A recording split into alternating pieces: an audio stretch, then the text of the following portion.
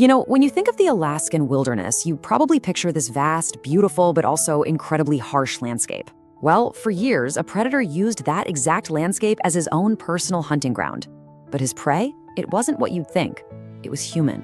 This is the unbelievable story of Robert Hansen, the so-called butcher baker, and the incredible hunt to bring him down. Just let that sink in for a second. That one quote tells you everything you need to know about the horror here. This wasn't just murder. It was some kind of twisted, sadistic sport. And to really get how investigators managed to piece this nightmare together, we've got to start at the beginning, with the very first clue that something was deeply, deeply wrong. A lot of these huge investigations don't start with some big bang. They start quietly.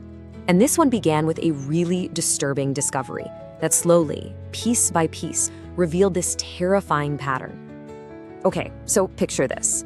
You've got two off-duty cops, and they're out hunting in a place so remote you can basically only get there by plane or by boat.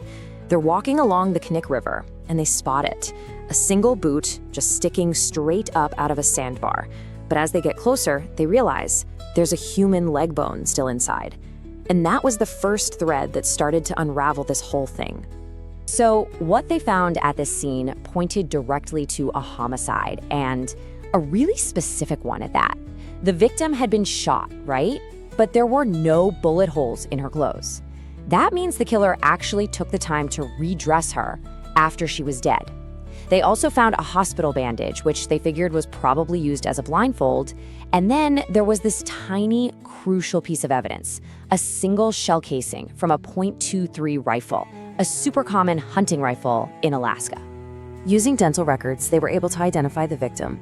Her name was Sherry Morrow, and once they had her name, they got their first real clue about the killer's MO. The last thing she ever told her friends was that she was going to meet a photographer for a photo shoot. Now, remember that detail. It becomes absolutely critical later on. And finding Sherry's body, it just amplified this growing fear the police had. See, this wasn't an isolated incident. 2 other bodies had already been found in that same remote area a couple of years earlier. And on top of that, there was a really noticeable spike in missing women, most of them working in the adult entertainment scene in Anchorage. Behind closed doors, police were basically convinced they were hunting for a serial killer. So for a whole year, these cases just sat there. Police had a pattern, sure, but they had no leads, no suspect, not a single piece of solid evidence to go on. And then, in the most dramatic way you can possibly imagine, the whole case just blew wide open. A victim survived. A truck driver is just doing his route when he sees this young woman running toward him, screaming her head off. She's got no shoes, and there's a handcuff literally dangling from one of her wrists. He pulls over, she jumps in, totally terrified, and he drives her to the nearest motel. The person at the desk sees the state she's in and immediately calls the cops. Her name was Cindy Paulson, and her story was about to change everything.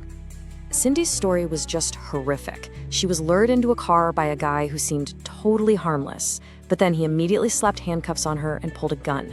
He took her to his house, chained her up in the basement, and assaulted her for hours. The moment she knew she wasn't going to make it out alive, he started showing off his hunting trophies. It just clicked for her. This was it. He wasn't going to let her go. Later, as he was loading guns into his small airplane, she saw her one and only chance. She bolted and just ran for her life, with him screaming that he was going to find her and kill her. Cindy's unbelievable courage didn't just save her own life. It gave police their very first real suspect. But just as fast as they honed in on him, they ran straight into what seemed like an unbreakable wall. Even in her terrified state, the first thing Cindy wanted to do was go back to that airport. She pointed out the hangar, the plane, and then a huge stroke of luck.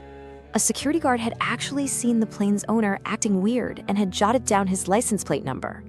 The plane and the car both traced back to one guy. Robert Hansen. On the surface, this guy was the definition of a model citizen. He owned a successful bakery, he was a family man, and a really well-known local hunter. He was also a wiry guy with a beard, glasses, and a stutter.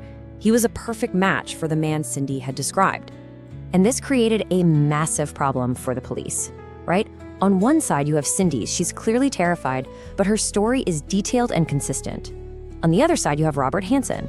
He's calm, he's cooperative, he's even inviting the police to search his house. And to top it all off, he has a rock-solid alibi that 2 of his friends backed up completely.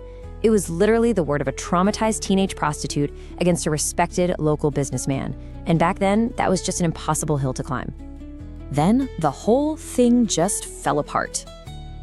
The police, they're looking at this perfect citizen and this difficult witness, and they started to doubt her story. They actually asked Cindy to take a lie detector test. Feeling totally abandoned and disbelieved by the people who were supposed to help her, she refused, got spooked, and just skipped town. And with their only witness gone, the case against Robert Hansen, it just vanished. So for 3 long months, nothing. It looked like the killer had gotten away with it. But then, 2 totally separate breakthroughs, one from deep in the wilderness and another from an FBI office hundreds of miles away, they came together and painted a picture of someone that was just impossible to ignore anymore. A construction crew finds another body, not too far from where the others were discovered. It's a 17-year-old named Paula Golding, an exotic dancer who'd been missing for 5 months. And right there, next to her body, is another single .223 shell casing. This was it. This was the big aha moment. Ballistics came back with a confirmed match. The shell casings that killed Sherry Morrow and Paula Golding came from the exact same rifle. This was the undeniable physical proof they had been searching for. They were absolutely dealing with one killer. At the exact same time, police were desperate for a new angle, so they sent all the case details to the legendary FBI profiler John Douglas. Well, the report they got back was just stunning. It described an experienced hunter, a successful business owner who blends right in, and a man with a major speech defect, like a stutter, someone with low self-esteem who gets off on control. The profile was a perfect point-for-point psychological blueprint of Robert Hansen. It was uncanny. So armed with the ballistics match and this unbelievably accurate FBI profile, the judge didn't even hesitate. The search warrant was granted. It was finally happening. So this time, when the police showed up at Robert Hansen's house, they weren't asking for permission. And what they found inside wouldn't just confirm their absolute darkest suspicions. It would reveal the full, horrifying truth of his crimes. The evidence was just overwhelming. They found the .223 rifle, the murder weapon, they found a bag of jewelry, and inside was a necklace that belonged to Sherry Morrow. And then they found it. An aviation map marked with 37 different X's, many of them in the same area where they'd been finding the bodies. The final nail in his coffin. The wife of one of his alibi buddies came forward and admitted her husband had been lying for Hansen the whole time. With absolutely nowhere left to run, Hansen confessed. He laid out his entire monstrous system. He'd pretend to be a photographer to lure women in, he'd use a preset handcuff to trap them in his car, fly them out to his remote cabin, and then, in the most cruel act imaginable, he'd release them blindfolded into the woods, and then he'd hunt them down like animals. 37.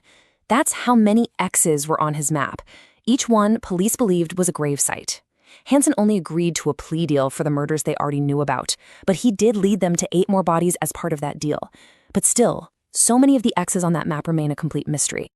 Investigators are pretty much convinced that every single one of those marks represents a victim. But with Hansen dying in prison back in 2014, we're probably never going to know the true number. And it leaves you with this really haunting question. Just how many stories ended out there in the Alaskan wilderness? And how many secrets did the butcher baker really take with him